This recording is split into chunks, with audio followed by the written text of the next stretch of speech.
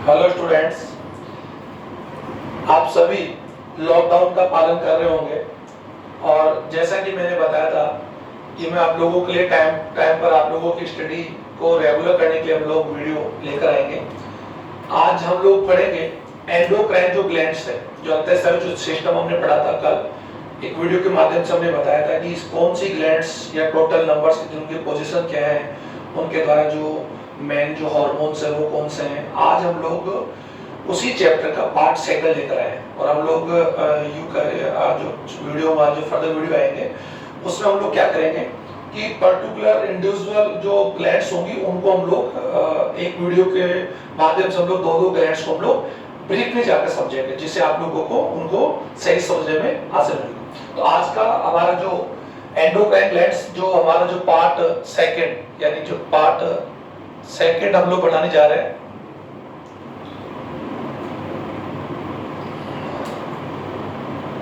Part second सबसे पहले मैंने कल बता दिया था कि अंतःस्रावी जो ग्लैंड्स होती है, ये मैं बता दिया था कि जंतु शरीर में पाई जाने वाली वे ग्रंथियां जो हार्मोन का स्राव करती है और वाहिनीहीन होती है। इसके बारे में आपको मैं कल बता भी चुका हूं कि जितनी भी एंडोक्राइन ग्लैंड्स होती है वो डक्टलेस होती है, ये ध्यान देंगे, डक्टलेस होती है और हार्मोन का स्राव करती है।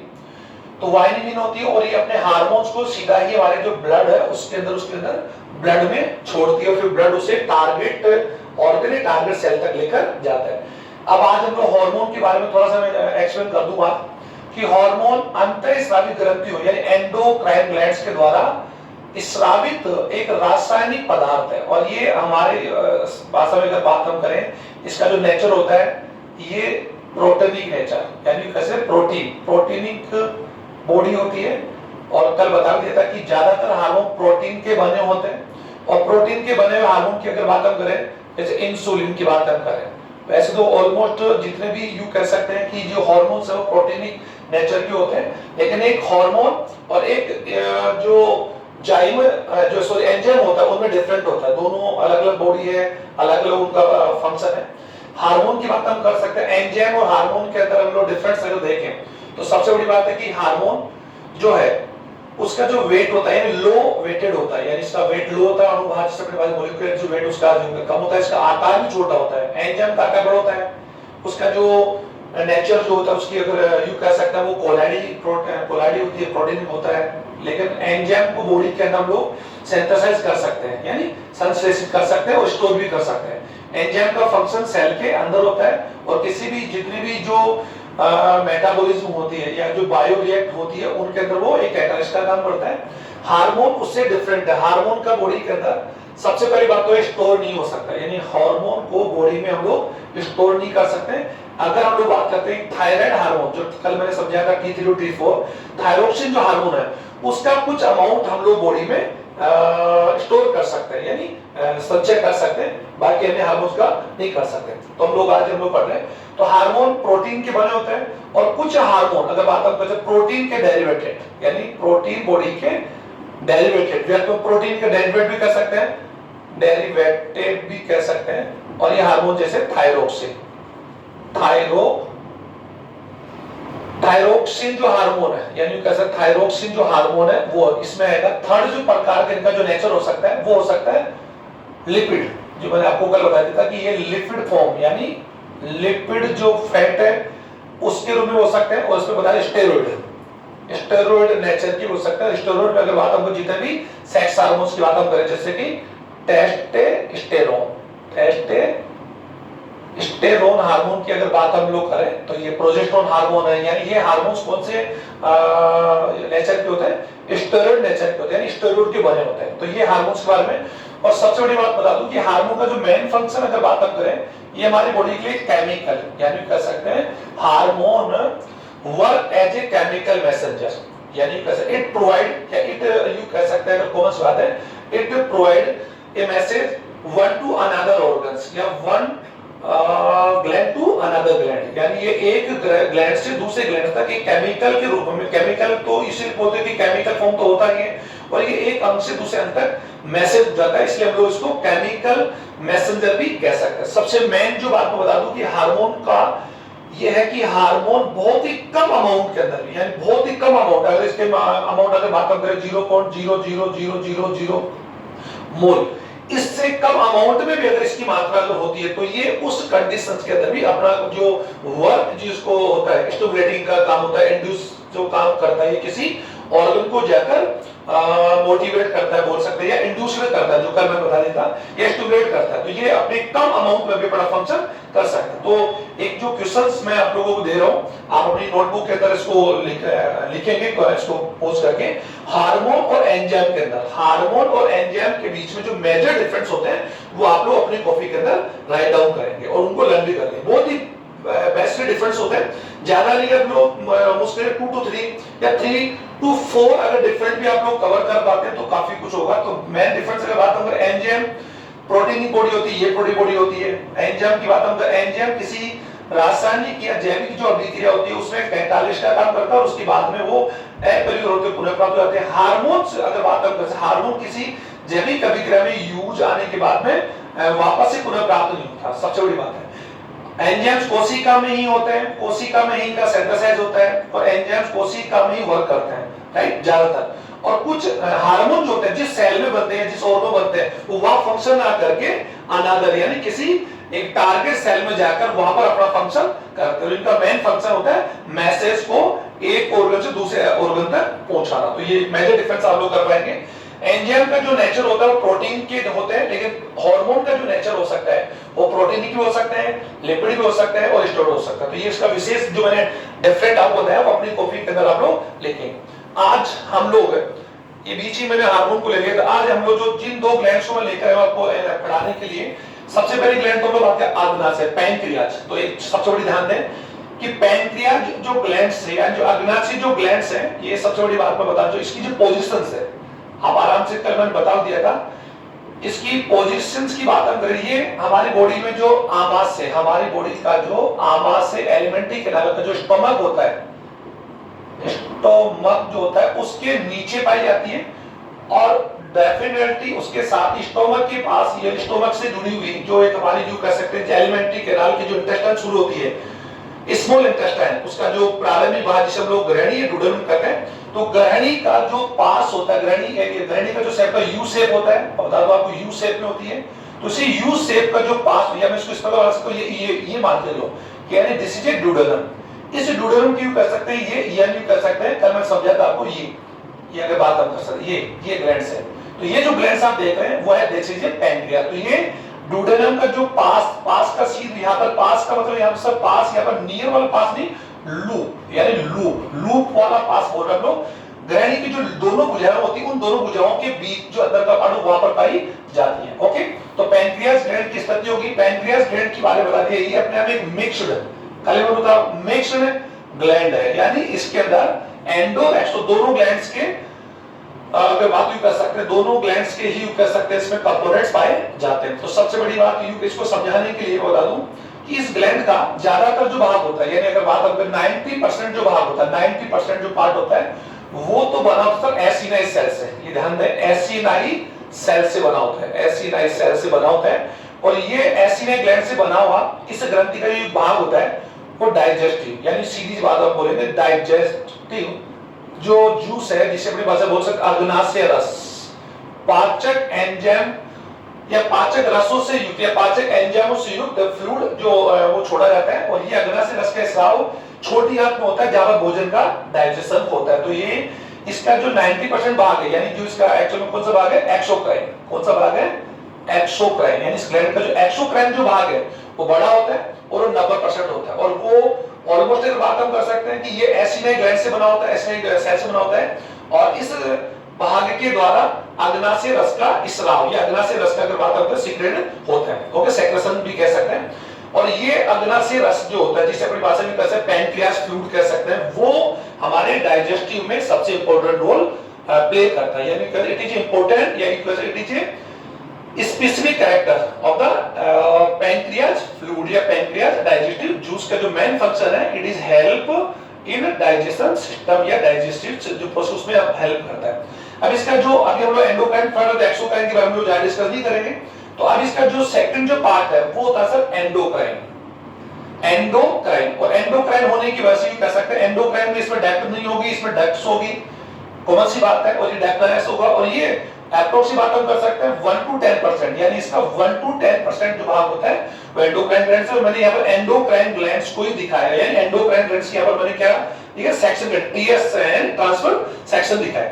अब यहाँ आप लोग देख रहे हैं कि अग्नाशय जो ग्लैंड्स होती है, अगर बात हम करें उसकी मॉर्फोलॉजी, तो मैंने कल आपको बताया था कि मॉर्फोलॉजिकल टर्म में तो यूं कर सकते हैं, मॉर्फोलॉजिकल की बात हम करें तो मॉर्फोलॉजिकल तो यूं कर सकते हैं, ये ट्रायंगल जो मैंने बताया उस शेप में हो सकती है। इसकी टीएस में अगर हम लोग देख रहे हैं तो जो पैंक्रियास ग्लैंड्स है उसके अंदर जो आउटर जो पार्ट यूं कर सकते हैं, इसके यू जो आपको आउटर पार्ट जो आप देख रहे हैं वो इसके यू एसिनेस सेल्स है। ओके, एसिनेस सेल्स के बीच में जो सेल्स आप देख रहे हैं वो है सर लैंगरहैंस, यानी इन सेल्स को अग्नाशय की जो एंडोक्राइन जो ग्लैंड्स होती है उसमें विशेष प्रकार सेल्स होती है जिन्हें हम लोग लैंगरहैंस यानी लैंगर सेल्स भी कह सकते हैं। वैसे लैंगरहैंस पूरा है, आप समझो लैंगरहैंस कोशिका बोलते हैं, लेकिन उसको इंग्लिश में तो बोले आइसोलेट ऑफ लैंगरहैंस, यानी आइसोलेट सेल्स ऑफ लैंगरहैंस, यानी लैंगरहैंस नामक साइंटिस्ट ने इनको देखा और इनको आइसलैंड इसलिए बोला गया कि हम लोग जानते हैं आइसलैंड क्या होता है, piece of land surrounded the water, जमीन का टुकड़ा जो जल से घिरा होता है उसको लोग आइसलैंड भी बोलते हैं। तो वैसे ही यहाँ पर क्या होता है कि इस अग्नाशय के अंदर जो ये सेल्स जिसको लैंगरहैंस ने देखा तो उसका नाम उसने अपने नाम से दे दिया, और द्वीप बोला क्योंकि ये कोशिकाएं जो आप दो बता दे, जो हम लोग यहाँ पर इनको ग्रीन्स में दिखा रहा हूँ, ये जो सेल्स है इन एसिनेट सेल से घिरी हुई है, यानी एसिनेट सेल्स वायु का सराउंड द लैंगरहैंस सेल्स, तो इसलिए इनको हम लोग लैंगरहैंस द्वीप कोशिका बोलते हैं। इस लैंगरहैंस कोशिकाओं की बात करें उसमें 3 प्रकार की कोशिकाएं पाई जाती हैं। पहले प्रकार की कोशिका जो पाई जाती है अल्फा सेल्स, जो कल मैं बता रहा था, बीटा सेल्स और डेल्टा सेल्स, यानी अल्फा बीटा और डेल्टा, अल्फा बीटा और डेल्टा। इसकी लैंगरहैंस कोशिकाओं का जो यूं कह सकते हैं, जो लैंगरहैंस कोशिकाएं जो है उसका जो प्रकार 3 प्रकार होता है। एसिनेट सेल्स उन्हें बोलते हैं जो इन लैंगरहैंस कोशिकाओं को क्या करती है, कवर्ड करती है। और ये जो डॉट डॉट आप देख रहे हैं वो इसके पाइलों को आरबीसी सेल्स यानी ब्लड है, ब्लड कह सकते हैं लोग। ओके सर, तो मैं इसको यहां पर ड्रा कर रहा हूं, ये तो समझ में आ गया होगा कि इन्हें लैंगरहैंस को इसे बोलते हैं क्योंकि लैंगरहैंस यू कह सकते हैं सेल डिस्कवर्ड बाय लैंगर, यानी these cells discovered by Langer, so we can say these cells Langerhans cell कोशिकाएं या Langer cells। बट इनको हम लोग आइसलैंड और लैंगर सेल्स क्यों बोलते हैं, क्योंकि ये सेल जो होती है एक आइसलैंड की तरह कोशिकाओं से घिरी होती है, इसीलिए हम लोग इनको, तो ये हमारे पैंक्रियास का टीएस है, पैंक्रियास का जो ज्यादातर जो पार्ट होता है वो तो किससे मिलकर बना होता है, एक्सोक्राइन का, इसकी मेन पार्ट ऐसी नहीं है, और इंटरनल जो पार्ट होता है वो किससे बना होता है, लैंगरहैंस। तो ये ध्यान देंगे, तो मैं डायग्राम को यू कैसे रफ कर रहा हूं और आप लोग इसको आराम से पोज करके डायग्राम बना लेंगे। एक मैं थोड़ा विद्यार्थी से कहना चाहूंगा कि जब आप इस वर्क को अपनी कॉपी में करें तो बुक का सेम टू सेम टॉपिक नहीं उतारे, आप लोग वीडियो को देखें, समझें, समझने के बाद अपनी लैंग्वेज को आप सुने और सुनने के बाद उस लैंग्वेज को बुक की लैंग्वेज मैच करके फिर उसमें अपना ऐड करके नोट्स बनाएं। मैं ज्यादातर देख रहा हूं कि आप लोग जो वीडियो मुझे भेज रहे हैं उसमें आप लोग क्या करें, बुक का जो बिल्कुल जो बुक टॉक का जो यू का सेम टू सेम जो पार्ट है वो सेम मुझे उतार के भेज रहे हैं, तो ऐसा नहीं, ये तो ऑलरेडी आपके पास है, तो उसको थोड़ा सा चेंज करें, आप अपनी अपनी लैंग्वेज बनाएं। अब सर देखिए लैंगरहैंस जो कोशिका है उनको हम लोगों ने अभी बताया कि अल्फा सेल्स, मैं थोड़ा जल्दी करना चाहूंगा, अल्फा सेल्स, नंबर 2 की बात हम करें बीटा सेल, थर्ड नंबर पर डेल्टा सेल। अब देखो इनके बारे में हम लोग बात कर रहे हैं कि ये जो 3 प्रकार की कोशिकाएं जो लैंगरहैंस कोशिकाएं पाई जाती है एंडोक्राइन में, जो हार्मोन का स्राव करेगा, हार्मोन का, क्योंकि ये कोशिकाएं तो क्या छोड़ेगी, डाइजेस्टिव फ्लूइड, पाचक एंजाइम जो हमारे डाइजेस्टिव सिस्टम में मदद करता है, ये हमारा एंडोक्राइन सिस्टम है जो हमारे होम्योस्टेसिस समझता में मदद करे, हार्मोन का स्राव, ये ध्यान देना डिफरेंस, इसलिए हम इसको मिक्स्ड ग्लैंड भी बोलते हैं, मिक्स्ड यानी मिश्रित। अल्फा कोशिकाओं की बात करें ध्यान दो, ये टोटल सेल में 25% होती है और इनका आकार अगर बात हम कर सकते हैं, दीज आर मीडियम साइज, अगर बात हम करें ये मीडियम साइज के होते हैं, अगर इनकी हम लोग बात करें यानी these are medium in size, यानी इनका साइज जो होता है मीडियम साइज होता है, परसेंटेज 25% होता है, और ये ग्लूकागोन हार्मोन यानी ग्लूकागोन हार्मोन जो होता है उसका सीक्रेट करता है। ओके सर, यानी ये सेल्स 25 to 30% होती है और इनका दी सेल्स साइज आर मीडियम या दीज आर मीडियम साइज, और इनके द्वारा सीक्रेट जो हार्मोन्स होता है, हार्मोन कौन सा होता है, ग्लूकागोन, ये ध्यान देंगे। बीटा कोशिका माजे, बीटा कोशिकाओं का अगर बात करें ये 60 to 70% हम लोग कह सकते हैं, इनका size these are large size, या यू कह सकते हैं दीज आर लार्जेस्ट सेल होता है लैंगरहैंस, यानी कि लैंगरहैंस की सबसे बड़ी कोशिकाएं, तो लार्ज इनका जो साइज होता है large size, these are large size या these are large in size, और इनका परसेंट ये होता है, इनके द्वारा जो हार्मोन्स होता है इंसुलिन, कौन सा हार्मोन, इंसुलिन, यानी these cells secreted the insulin hormone. Okay sir, last में है डेल्टा सेल। डेल्टा सेल जो होती है 10 to 15%। ये सर इनका जो परसेंटेज है वो अलग अलग बुक में आपको वेरी मिलेगा, तो आप लोग थोड़ा सा कंफर्म कर लें, इसमें कोई बड़ी बात नहीं, हर बुक से हम लोग स्टडी करने जाएंगे तो वह 2-3% तो ऊपर नीचे होता रहता है। तो 10 to 15% होती है इनका जो आकार होता है, यानी दीज आर स्मॉल, यानी these are small in size, वो शॉर्ट बोल रहा हूं मैं, these are small in size and these percentage of 10 to 15%, and these cells secrete the somatostatin hormone, somatostatin hormone, कल मैं बताया स्टेनिन हार्मोन, कल बताया था आपको, मैंने पहले वाली वीडियो बताया था। तो सर ये तो इनका ये हार्मोन्स हो गया। अब इनका फंक्शन अगर हम लोग देखें तो थोड़ा वीडियो ज्यादा लंबा हो रहा है, इसके लिए मैं आप लोगों को इनके फंक्शन के लिए बताना चाहूँ। तो ये तो मैंने इनके बारे में एक्सप्लेन करके बताया, तो इनका मेन फंक्शन आप देख लीजिए, कल बता चुका था सर। यू कह सकते हैं, एक बार मैं इसको वापस से ड्रॉ आउट कर लेता हूं कि इनका जो मेन फंक्शन की बात हम लोग करें तो सर जो इंसुलिन हार्मोन का मेन फंक्शन है कि ग्लूकोज की मात्रा को, यानी हमारी बॉडी में जो ग्लूकोज है, शुगर है, जब शुगर का लेवल ज्यादा हो जाता है तो ये क्या करता है, ये इंसुलिन हार्मोन इस ग्लूकोज को ग्लाइकोजन में, ग्लूकोज को ग्लाइको सॉरी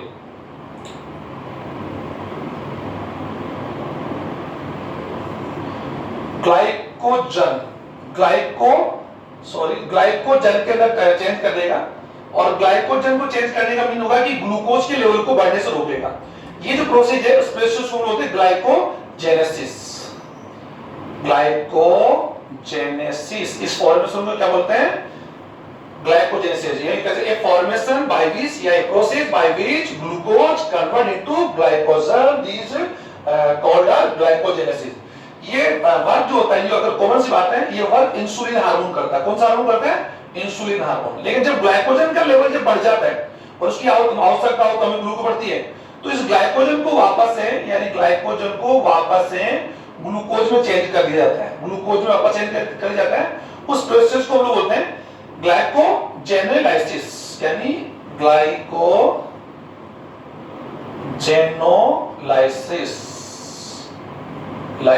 इस प्रोसेस को कौन करता है, ग्लूकागोन हार्मोन, यानी ये जो वर्क है वो कौन सा हार्मोन करेगा, ग्लूकागोन हार्मोन करता है। और ये ऊपर का प्रोसेस कौन सा हार्मोन करेगा, इंसुलिन। ये ध्यान देंगे, इंसुलिन हार्मोन का मेन काम तो क्या, ग्लूकोज को ग्लाइकोजन में और ये ग्लाइकोजन को ग्लूकोज, और ये प्रोसेस भी आपको समझ आ गया होगा। ग्लाइकोजन अगर बात कर सकते हैं, ग्लाइकोजेनोलाइसिस ऊपर का जो प्रोसेस है उसको तो बोलते हैं ग्लाइकोजेनेसिस, यानी ग्लाइकोजेनेसिस, यानी प्रोसेस बाय विच, ये प्रोसेस ध्यान दें, डेफिनेशन हम लिखेंगे, a process by which glucose convert into glycogen by insulin hormone called glycogenesis. एक बार वापस, और ग्लाइकोजेनोलाइसिस क्या होगा, a process by which glycogen convert into glucose by glucagon hormone known as glycogenolysis. ये जो प्रोसेस है ये इंसुलिन और ग्लूकागोन का मेन, तो अगर बात हम कर सकें इनका, हम लोग वर्क आपको समझ आएगा। सोमेटोस्टेटिन का जो वर्क मैंने आपको बता दिया था कि ये हमारी बॉडी में भोज्य पदार्थों स्वांगीकरण क्रिया का, यानी जो एसिमिलाइजेशन जो प्रोसेस होता है उसके माध्यम हमारी बॉडी में जो डाइजेस्टिव उनके बाद में जो कैसे न्यूट्रिएंट बनते हैं, कह सकते हैं जो सिंपल कंपोनेंट्स को हम लोग जो एब्जॉर्ब कर लेते हैं, उनका हमारी बॉडी में कहां पर किस रूप में कहां का वर्क होगा, वो सारा वर्क का कंट्रोल कौन, सोमेटोस्टेटिन करता है।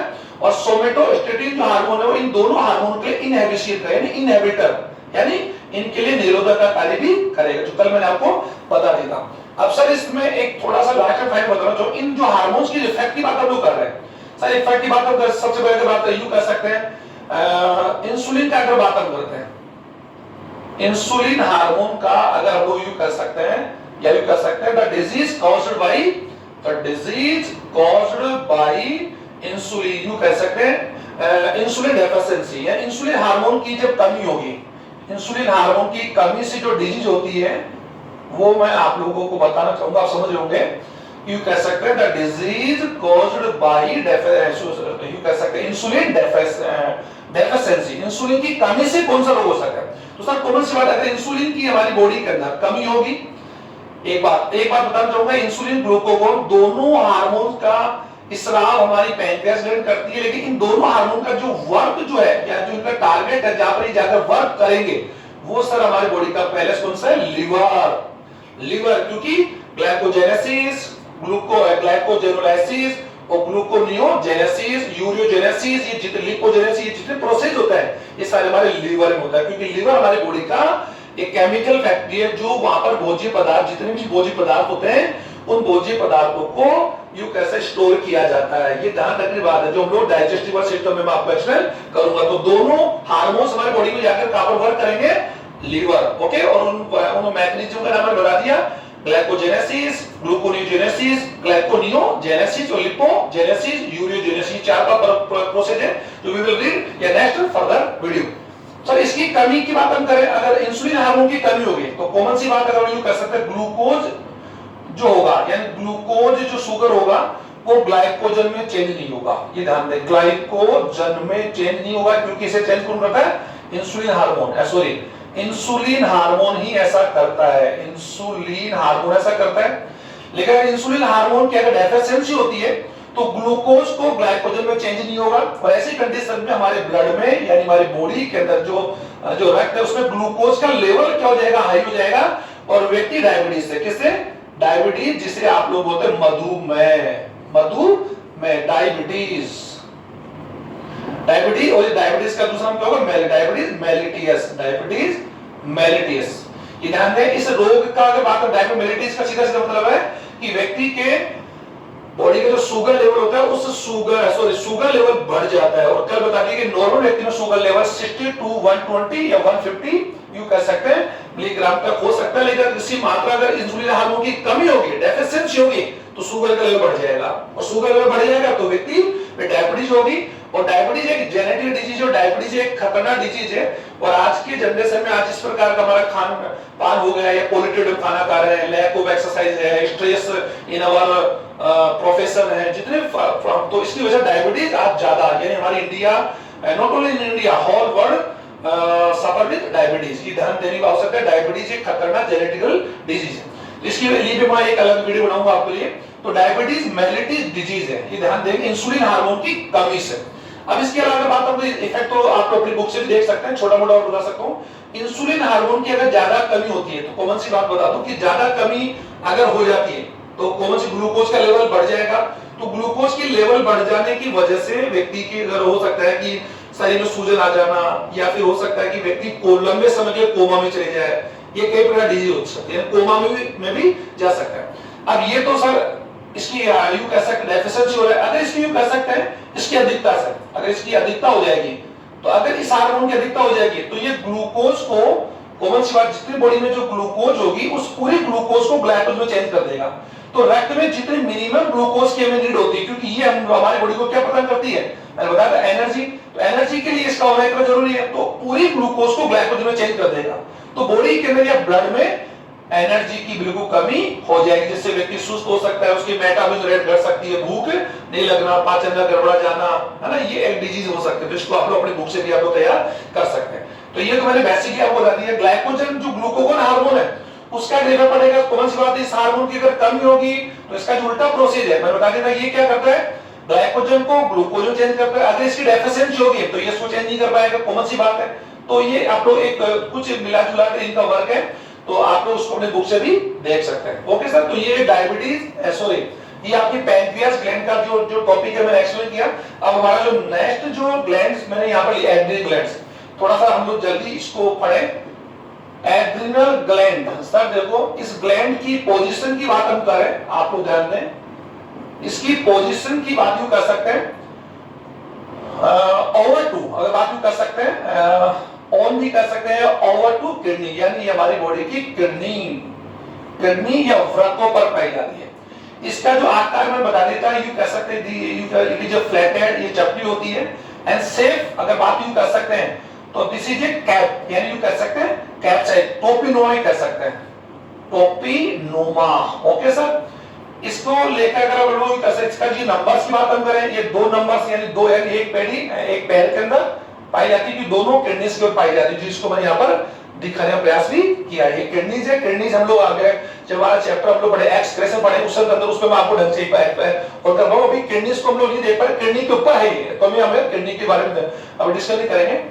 तो एड्रिनल ग्लैंड्स की बात हम करें, एड्रिनल ग्लैंड जो है अगर कॉमन सी बात है, इस ग्रंथि के कुछ बेसिक निक नेम्स हैं। देखो इस ग्रंथि को हम लोग करो या मरो, डू एंड डाई, करो या मरो, ये तो आपने पढ़ा होगा, डू एंड डाई, ये नारा गांधी जी ने दिया था अगर आपको ध्यान है। स्वतंत्र संग्राम में अंग्रेजों के खिलाफ डू एंड डाई, उन्होंने डू एंड डाई का नारा दिया था। तो वही करो या मारो, और ये हमें संकट से बचाती है इसे जीवन की क्या बोलते हैं, बुद्धिमानी, जीवन की बुद्धिमानी बोलते हैं। इसकी जो हार्मोन्स है इन्हें हम लोग life saver, life saving hormone भी कहते हैं। इसके कुछ बेसिक नाम कल बता दिया था। इसके हार्मोन्स की वजह से इस ग्लैंड को हम लोग 4S भी कहते हैं इसके वर्क की वजह से, और 3F जो हम लोग कहते हैं इसके निकनेम्स मैंने बता दिया, करो या मरो, संकट से हमें बचाती है, राइट सर, और बुद्धिमानी भी बोल सकते हैं क्योंकि हमारी बॉडी में लाइफ सेविंग तो है ही, बुद्धिमानी से बोलते हैं क्योंकि इसी ग्लैंड्स के हार्मोन्स के द्वारा ही हम लोग सिचुएशन के अनुसार डिसीजन लेते हैं कि सिचुएशन किस प्रकार का है, क्या कंडीशंस है। कंडीशंस हमारी कर सकते हैं कि यू एडेप्टिव है क्या, वो कंडीशन हमारे अनुकूल है क्या, प्रतिकूल है क्या, तो उसके अनुसार हम लोग जज करते हैं। इसलिए इस ग्रंथि को यू कह सकते हैं कि हमारे शरीर की जीवन की बुद्धिमानी, यू कहते हैं विजडम ऑफ आवर बॉडी भी कहते हैं। ओके सर, ये हम लोग अब बात हम करते हैं एड्रिनल ग्रंथि की जो पार्ट्स हम लोग देख रहे हैं। एड्रिनल ग्रंथि पार्ट्स में पहले लेकर रखा है, एड्रिनल ग्लैंड के पार्ट्स दो भागों में डिवाइड किए, कॉर्टेक्स और मेडुला। ये इसका पेरिफेरल यानी ये इसका कौन सा पार्ट है सर, आउटर, ये इसका बाह्य पार्ट है, और ये इसका कौन सा भाग है, इनर, यानी इनर पार्ट है। यह ध्यान में सर कॉर्टेक्स और मेडुला आपको समझ जाएगी। जब भी कोई भी किसी भी पार्ट की बात हम करें, किसी ऑर्गन की बात हम करें, तो उसका जो इंटरनल पार्ट होगा, जो पार्ट जो होगा उसे हम लोग मेडुला बोलेंगे, ये कंफर्म कर लें आप लोग। और जो आउटर पार्ट होता है, आउटर पार्ट का मतलब होता है जो पेरिफेरल पार्ट होता है, जो उसकी जो आउटर लाइन जो होती है, अगर बात हम जैसे मैं इस समय इस कमरे के यहाँ पर कैसा कॉर्टेक्स पार्ट में खड़ा हूं, कॉर्टेक्स की बात हम कर रहे हैं, और कैमरा जहां पर लगा हुआ है, ये मानते हो जहां आपको कैमरा दिख नहीं रहा, वो मेडुला पार्ट के अंदर है। तो मेडुला एक यू का सेंटर पार्ट हम लोग कह सकते हैं। तो ये इस ऑर्गन का यानी इस ग्लैंड का आउटर पार्ट है, और ये इसका कॉर्टेक्स जिसे हमारे भाषा में वल्कुट कहते हैं। वल्कुट जो 80% भाग होता है और 10 to 20% भाग मेडुला से होता है। इस भाग के द्वारा इस भाग में यू कह सकते हैं इस भाग के जो 3 भाग होते हैं, Z, G, Z F, Z R. Z यहाँ पर जोन, जेड यहाँ पर क्या जोन, और जोन अगर बात हो ग्लो यू कह सकते हैं, ग्लो यू कह ग्लोरो ग्लोरोसा भी कह सकते हैं। जेड, जेड एफ यू कह जोन ऑफ वेसिकुलेटा, और जोन ऑफ रेसिकुलेट या रेसिकुलेटा भी कह सकते हैं। यानी ये कॉर्टेक्स के 3 भाग है, ग्लोमेरुलसा, ग्लो मेरुलसा, ग्लो मेरुलसा, यानी लिखने की आवश्यकता नहीं है, ग्लो मेरु। ओके सर, ये बात है zone of fasciculata, zone of reticulata या रेटिकुलेस। ओके सर, इन तीनों भागों के द्वारा अलग अलग हार्मोन्स का सीक्रेट होता है, जो मैंने कल बताया था। इस भाग के द्वारा जो सीक्रेट हार्मोन्स है, ये यहाँ पर जगह अगर कम है तो मैं इसको यही ले लूं जो आपको दिखी, बोलो जेड जी, ये इसका पहला भाग है। दूसरा भाग अगर बात करें जेड एफ, और थर्ड पार्ट है जेड आर। इनके नाम पता लगी गए। इस भाग वाला हार्मोन है मिंडलो, मिंडलो को कल बताया था मैंने आपको, मिंडलो कोर्टिकोइड। ओके सर, ये इस भाग के द्वारा जो हार्मोन्स होगा वो होगा ग्लूकोकोर्टिकोइड। ओके, और इसके द्वारा जो हार्मोन्स होगा वो होगा गोनेड्स, या फिर सीधा लिख सकते हैं सेक्सुअल हार्मोन। वैसे उसका नाम है गोनेडो, वही सेम गोनेडोकोर्टिकोइड जो मैंने कल बता दिया था आपको। मिनरलोकोर्टिकोइड्स ये हार्मोन्स यानी कॉमन सी बात है, हमारे बॉडी के अंदर जो रक्त यानी कैसा रक्त में, और जो किडनी ये कह सकते हैं हमारी बॉडी में जो ब्लड में जो जितने भी जो नाइट्रोजन जो मैट्रिक्स होता है रेसिड्यू, उसको फिल्टर करने का काम हमारे कौन करता है, किडनी करती है। और हमारी बॉडी में यूरिन का फ्लो होता है, हम उस यूरिन को बॉडी से बाहर यू कैसे फ्लो यानी कह सकते हैं फ्लो कर पाते हैं। ओके सर, अब सबसे बड़ी बात ये तो मिनरलोकोर्टिकोइड जो ये हार्मोन्स है, ध्यान दें ये हार्मोन्स हमारी बॉडी के अंदर जो मिनरल्स है, स्पेशली सोडियम क्लोराइड, पोटेशियम या कैल्शियम आदि जो मिनरल्स है, इनकी मात्रा का बैलेंस करते हैं। ध्यान देंगे मिनरलोकोर्टिकोइड, और मिनरलोकोर्टिकोइड एक हार्मोन के समूह है। इसमें सबसे प्रमुख जो हार्मोन है एल्डोस्टेरोन। कौन सा सर, एल्डोस्टेरोन इसका प्रमुख हार्मोन है। मिनरलोकोर्टिकोइड तो एक ग्रुप ऑफ द हार्मोन्स है। इसका मेन हार्मोन एल्डोस्टेरोन जो हमारी बॉडी में सोडियम क्लोराइड, पोटेशियम, कैल्शियम या फिर कह सकते हैं मेंडल्स, या फिर क्या कर सकते हैं, जो मेंडल्स होते हैं उनका कंट्रोल या उनका बैलेंस करता है। इस हार्मोन की अगर कॉमन सी इस हार्मोन की अगर कमी हो जाए, सुन लीजिए, इस हार्मोन की अगर कमी होगी तो कॉमन सी बात है कि हमारी किडनी, यानी जो किडनी जिस ब्लड को फिल्टर करती है, उसमें से हम लोग सोडियम और क्लोराइड आदि को एब्जॉर्ब नहीं कर पाएंगे और ये यूरिन से बॉडी से बाहर निकल जाएंगे। ऐसे में एक रोग हो जाएगा, उस रोग को बोलते हैं एडिसन डिजीज। सॉरी, क्या बोलते हैं, एडिसन डिजीज बोलते हैं। और ये डिजीज का जो डिस्कवर किया था थॉमस एडिसन, जिसको मैंने कहा फादर ऑफ द एंडोक्राइनोलॉजी, कल आपको बता दिया था लास्ट वीडियो में, फादर ऑफ एंडोक्राइनोलॉजी का जो फादर है उन्होंने इस डिजीज का डिस्कवर किया था। तो ये ध्यान दें, डिजीज का नाम ही क्या है, एडिसन डिजीज, इस हार्मोन के इफेक्ट वजह से। चलो नेक्स्ट अगर बात करें ग्लूकोकॉर्टिकॉइड, इस हार्मोन में जो प्रमुख हार्मोन की बात हम कर सकते, प्रमुख की बात हम करें, एक होता है कॉर्टिसोल और दूसरा प्रमुख है कॉर्टिसोल। ये हार्मोन है, यानी कॉर्टिसोल और कॉर्टिसोल, ये इसके प्रमुख हार्मोन्स हैं। ये हमारी बॉडी में क्या काम करता है, ये हमारे बॉडी के अंदर, यानी जो लीवर है उसमें वसा, कार्बोहाइड्रेट्स यानी कार्ब्स समझ लोगे, और प्रोटीन, इन सभी का यूज कर सकते हैं मात्रा, यानी इनके मेटाबॉलिज्म के या इनके संश्लेषण के या इनके डिकम्पोज का कंट्रोल करता है। यानी ये हमारी बॉडी में कार्ब्स, प्रोटीन एंड जो लिपिड्स होती है उनका या इनकी मात्रा का क्या करता है, कंट्रोल करता है। ये विशेष ध्यान रखने बात है। और इन हार्मोन्स का जो मेन जो वर्क होगा वो जाकर कहां पर होगा, लीवर में। ये मैं बता दिया आपको, क्योंकि लीवर में ही वसा, कार्ब्स और प्रोटीन जो होती है उनका संश्लेषण होता है। ये ध्यान रखने की बात आप लोगों को बता दूं। तो ग्लूकोकॉर्टिकॉइड हमारी बॉडी में ग्लूकोज का, स्पेशली कार्बोहाइड्रेट्स का, प्रोटीन आदि की मात्रा बैलेंस करता है। Okay sir. लास्ट जो हार्मोन जो मैंने आपको बताया गोनेड, अगर बात हम लोग आप इसको देख पा रहे हैं, गोनेडोट्रोपिक हार्मोन है। ये हार्मोन मेल और फीमेल, वैसे दो, ये जो सारे हम मेल फीमेल दोनों, क्योंकि ग्लैंड्स होती है, एक लैंगिक ग्लैंड्स नहीं है, टेस्टिस और ओवरी की तरह, ये तो दोनों में पाई जाती है, बोथ में पाई जाती है। तो इन्हें सेक्सुअल हार्मोन्स बोलते हैं। ये हार्मोन्स क्या करते हैं, मेल और फीमेल, मेल और फीमेल, यानी मेल में मेल के और फीमेल में फीमेल के जो सेक्स ऑर्गन्स हैं, उनकी मसल्स है, सेक्स ऑर्गन का डेवलपमेंट करना, स्पर्म ओवर के फॉर्मेशन का कंट्रोल करना, या वो जो सेक्सुअल सेकेंडरी कैरेक्टर्स है उनका कंट्रोल करने का कार्य करता है। अगर इन हार्मोनों का बैलेंस बिगड़ जाए तो महिला में पुरुषों के और पुरुषों में महिलाओं के सेकेंडरी कैरेक्टर्स उभर आ सकते हैं। ये विषय ध्यान देंगे। मैं बता रहा हूं कि इस डिजीज का एक डिजीज हो सकती है हर्सुटिज्म, यानी हर्सुटिज्म नामक डिजीज हो सकती है, जिसमें फीमेल के सेकेंडरी जो सेक्सुअल कैरेक्टर्स हैं वो मेल से क्या हो जाते हैं, बदल जाते हैं। ये विशेष ध्यान दो, उसमें दाढ़ी मुस्का जाना, आवाज का भारी होना, स्केलेटन का मजबूत होना, ये कैरेक्टर चेंज हो जाते हैं by this hormone. Okay sir. तो ये मैंने इस ग्लैंड्स के हार्मोन्स को आपको अच्छे से समझा दिए। तो ये हार्मोन तो थे सर इस ग्लैंड के कौन से भाग के द्वारा, कॉर्टेक्स। अब इस ग्लैंड का जो भाग है मेडुला, तो मेडुला भाग इस ग्लैंड का 10 to 20% है। इसके द्वारा दो हार्मोन्स हैं, एड्रेनलिन और नॉन एड्रेनलिन। तो ये ध्यान दें, एड्रेनलिन जो हार्मोन्स है, अगर बात हम कर सकते हैं एड्रेनलिन